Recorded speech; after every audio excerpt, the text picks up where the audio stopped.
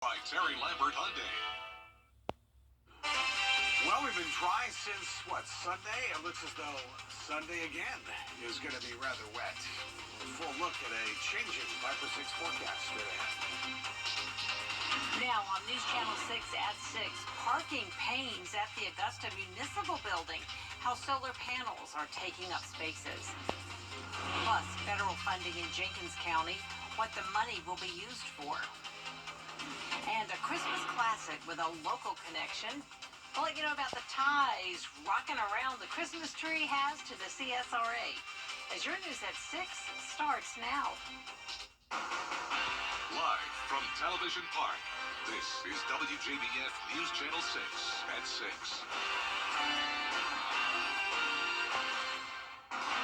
Hello, everyone. I'm Jenny Montgomery. Thank you so much for joining us. Coverage you can count on begins with Augusta's pursuit of green energy. Tim, thank you very much. As you look for those last-minute Christmas gifts, there are things you need to know about before you purchase one online. Bria Smith has details on holiday scams. That's right. Well, you might receive a text message that looks legitimate, but if it's unfamiliar, it can be a scam. And with holiday purchases, you want to make sure you think before you click. While holiday shopping can be exciting and online purchases might be more convenient, cyber experts say it's important to be cautious of any scams. An AARP study shows that around the holidays is when fraudulent encounters like ad purchases, charity donations, and shipment notifications increase. The best advice is for the buyer to be aware. If you know for a fact that you have never ever ordered from that company and they send you any kind of link, a text, a link, do not reply, because they're going to ask you for your personal information that will actually hack into everything that you guard so highly. If you've received any kind of notification about a prospective purchase that asks for detailed personal information, it's important to double check where it could be coming from. Jenny? All right, thank you so much, Bria. A suspect is wanted after a murder in Richmond County. It happened last night on Telfair Street near Gardner. Deputies found 19-year-old Tyler Smith, who had been shot. He died at the hospital. Investigators are looking for 34-year-old Michael Mims. Take a look at your screen right now. If you know where Michael Mims is, contact the sheriff's office. In Augusta, an arrest has been made in a home invasion. 24-year-old John Wiggins also faces 3 counts of aggravated assault and possession of a weapon during the commission of a crime. It happened November 8th on Killingsworth Road in Augusta. Wiggins was arrested last night. Federal funding is heading to Jenkins County to help stalled trains in Millen move faster. The funds are from the new bipartisan infrastructure law to remove blocked rail crossings in Jenkins County. Amendments to the Railway Safety Act of 2023 would update grants to eliminate rail crossings on school bus routes. 3 grade-separated rail crossings will be created to help emergency vehicles move more quickly and improve rail safety. When you talk about the ability of emergency vehicles to get where they need to go in the case of an emergency, if someone has a stroke, time is critically important. And in this case, you literally have a situation where you could have 3 crossings blocked at the same time. Senator Warnock says the project will take about 2 years to complete. Brenda Lee's iconic song, Rockin' Around the Christmas Tree, is #1 on the Billboard for the 2nd straight week. Now, one local town where she got her start is honoring her legacy. The Music Memories Museum in Swainsboro is home to memorabilia from the best music artists over the years. Inside is a jacket worn by Brenda Lee, along with an autographed picture written to the owner. He met her nearly 50 years ago on a trip to Disney World and says her song means the world to him.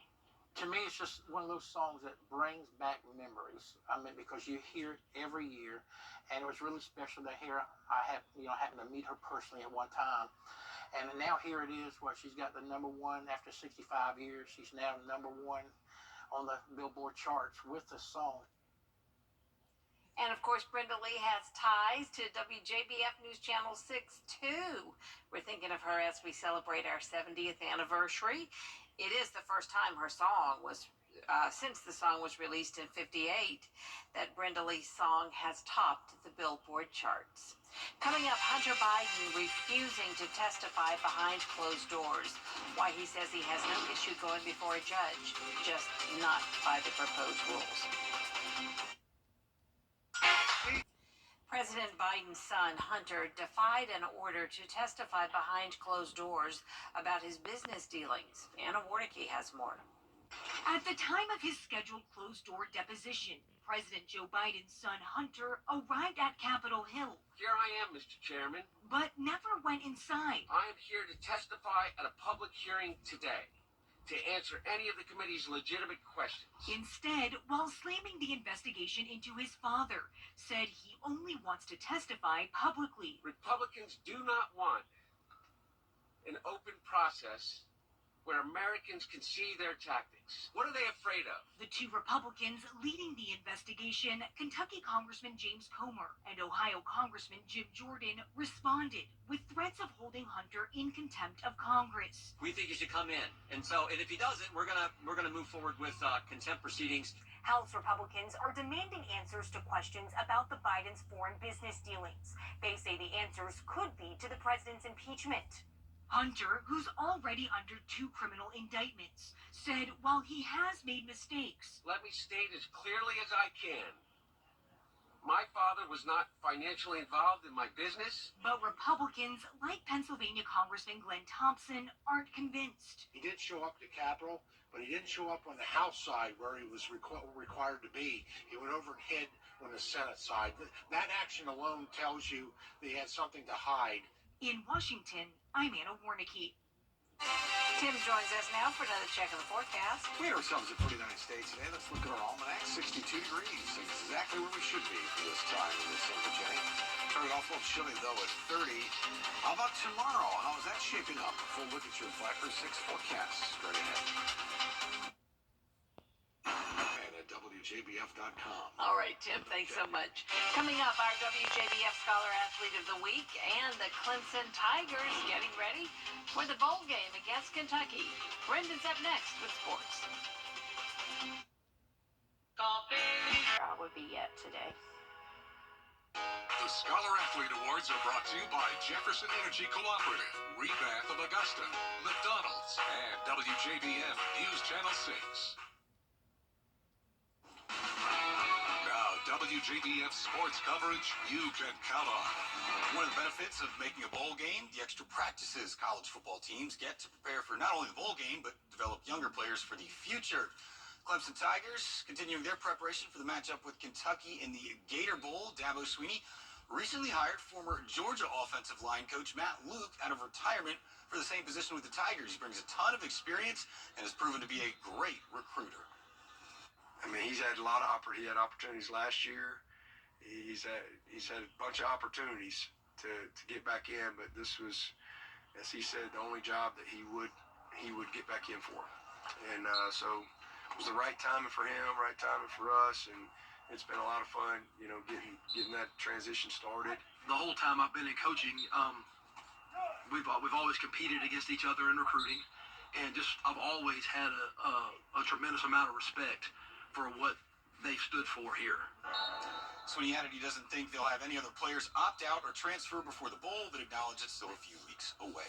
Big signing day over at Harlem. 6 Bulldogs signing Jeremiah Hamilton and Amerson Guy going to play baseball at Andrew University. Their teammates, Jake Fulmer headed to Tacoma Falls. Tyler Simmons staying close to home with the US Yankton Pacers. Soccer star Gracie Wooden going to ABAC. And softball standout Claire Clements headed to Georgia Military College.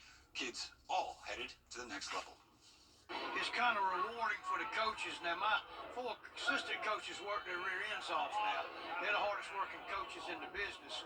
And it's rewarding to see them, going to the next level. You know that you've done the job decent, like you're supposed to. And that's great. I tell you, we usually do a signing, but it's always individual. But our AD come up with this, that's a great thing that everybody's here together and doing it.